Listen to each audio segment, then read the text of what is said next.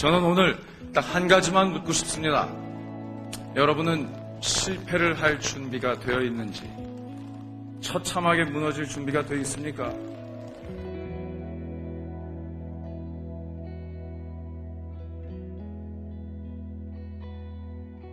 여러분 형형색색의 꿈을 품고 이 자리에 앉아있을 것으로 확신합니다. 그러나 입학식 때 장밋빛 길이었다면 이제 여러분 앞에 놓여있는 건 가시밭 길이죠. 그렇죠? 여러분이 확고한 비전을 만일 가졌다면 이제 다음 순서는 아주 위험한 그런 도전입니다.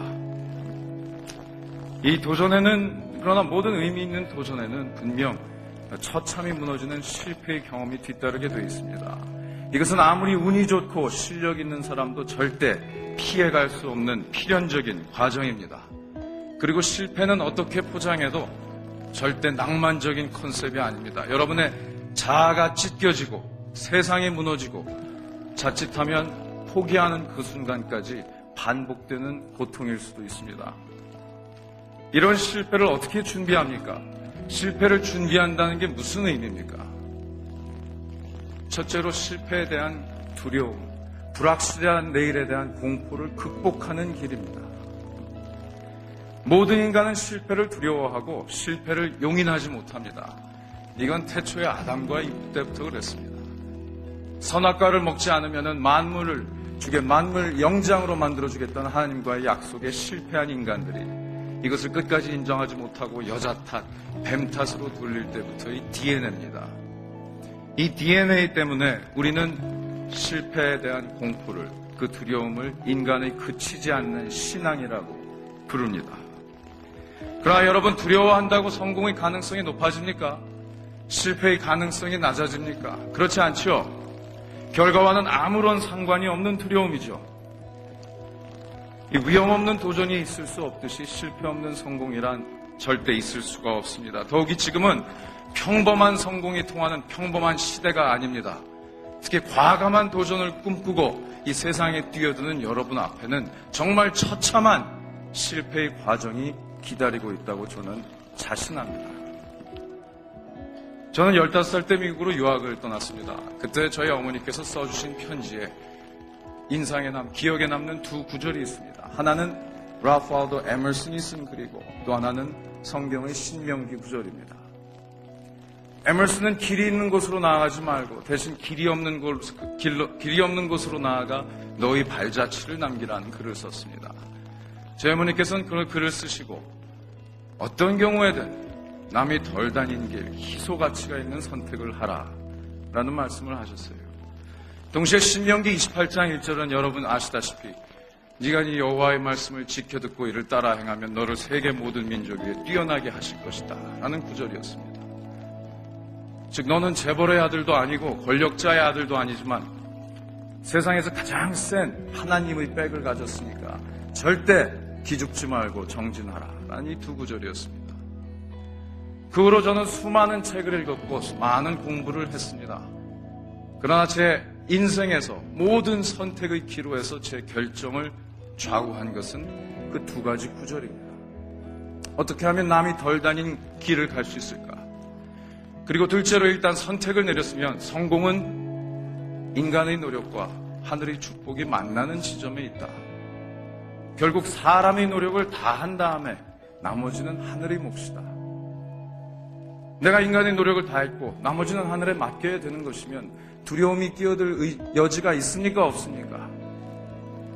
제가 2번의 사업 실패를 겪어도 3번째 기업 인수에 도전했고 뼈아픈 공천 탈락을 겪어도 정계 입문의 꿈을 접지 않은 것은 인간의 노력이 부족했다라는 자각, 그리고 나머지는 하늘에 맡겨야 된다라는 그 신념 때문이었습니다. 여러분, 이처럼 만약 실패에 대한 공포를 극복할 수 있다면 둘째로 실패할 준비가 되어 있는가라는 의미는 아무리 실패를 거듭해도 여러분이 애초에 지금 세워놓은 비전에 끊임없이 재도전할 수 있느냐라는 질문입니다. 여러분, 실패는 중도에 포기하는 것만 의미하는 게 아닙니다. 옛 이야기 중에서 무작정 활을 쏘고 이 화살이 꽂힌 곳에 따라서 표적을 그리는 이 한 소녀의 이야기가 나옵니다.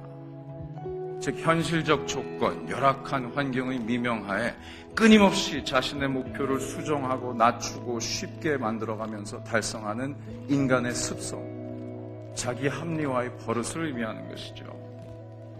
모든 이들이 여러분을 포함해서 100%의 목표에 도전을 합니다.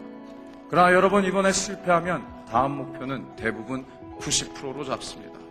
또 실패하면 80, 70, 60, 50.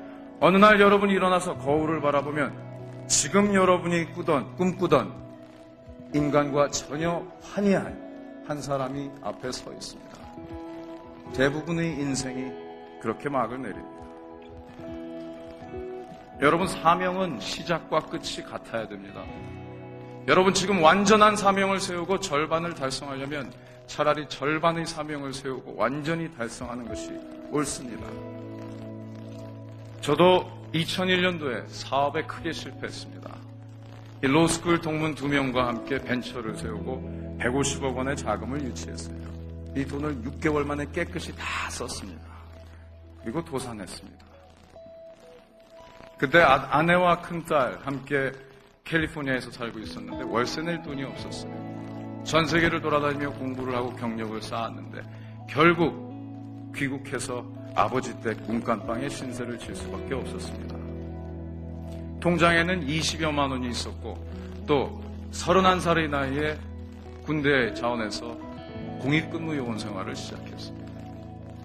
자, 저는 돈이 없는 거는 참을 수 있었어요. 회사가 도산하는 것도 아프지만 견딜 수 있었습니다. 그러나 제 운명의 주제자가 되겠다는 꿈만큼은 버릴 수가 없었습니다. 아무리 힘들어도 다시 회사로 들어가서 남의 지시를 받는 삶은 절대 살고 싶지 않았습니다. 그렇게 1년을 버텼습니다. 그리고 부채를 얻어서 50년 적자였던 헤럴드 미디어, 코리아 헤럴드 내외경제 신문을 인수했습니다. 그리고 2년 반 만에 하늘의 도움으로 흑자 전환에 성공할 수가 있었죠. 여러분, 목표를 이리저리 고치면서 낮아진, 쉬워진 목표 달성에 만족하는 것은 정말 멋진 실패보다 못한 추한 성공에 불과합니다. 아무리 멍들고 까지더라도 다시 일어나서 자기 합리화와 변칙적 달성 없이 애초에 세운 비전에 죽는 순간까지 끊임없이 재도전할 수 있느냐? 그럴 만한 가치가 있는 몸이고 그럴 만한 의지가 있는 인간이냐? 있다면 실패할 준비가 되어 있는 것이고 도전할 자격이 주어진 것입니다. 과감한 도전을 하면서 수도 없이 좌절을 경험할 거예요. 그러나 여러분이 그 같은 실패의 벽 앞에서 울고 있을 때 누군가는 반드시 그 벽을 타고 오릅니다. 누군가는 반드시 그 벽 위에 꼭대기에 서 있습니다. 실패 없는 삶이라고 하는 건 성공 없는 삶을 의미합니다. 타인과 환경에 이끌려가는 휘둘리는 고만고만한 인생을 의미합니다. 여러분, 인간의 노력을 다할 뿐이기에 나머지는 하늘의 몫이기에 두렵지 않다라는 신념, 그리고 아무리 실패해도 끝까지 재도전하겠다는 의지, 그렇게 한 구석을, 세상의 한 구석을 밝히는 사람들이 되길 바랍니다. 여러분에게 마지막으로 당부하고 싶은 말씀이 있습니다. 여러분, 살아 숨쉬는 모든 시간에 깨어 있으세요. 그리고 죽는 날까지 사랑하십시오.